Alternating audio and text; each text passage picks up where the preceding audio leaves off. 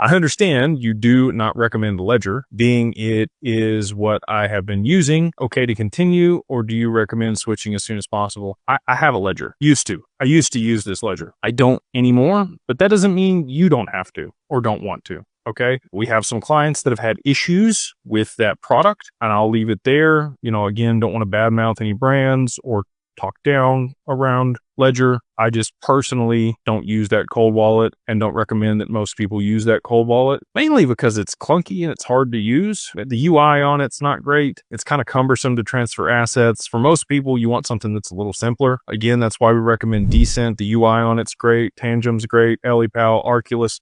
There's a lot of good stuff out there that air gaps it and provides, I think, a better solution than Ledger, but they are the OG. They've been around a long time.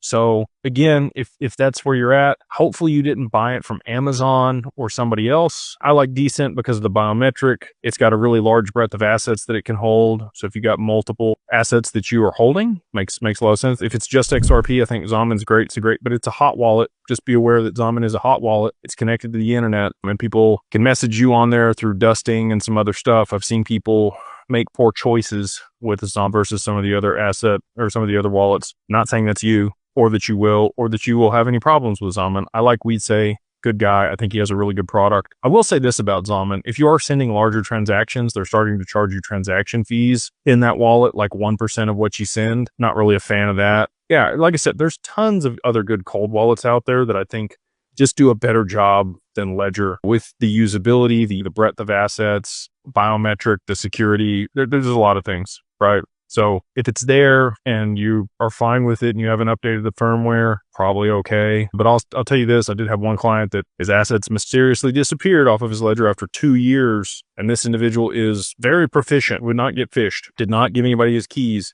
did not have anybody else have access to the wallet, but he did buy it off Amazon. So that's the deal there. Like, just make sure that you bought it directly from the manufacturer. And just full disclosure, we are an affiliate for Decent. If you buy one, you use our link, we get like $5. I just want people to have access to good stuff that I trust. And so I think they're the only people that we've actually ever done an affiliate agreement with, because I actually use their product and I do think it's a good product. So again, there's lots of options out there. You don't have to use Decent. That's just the one that I recommend.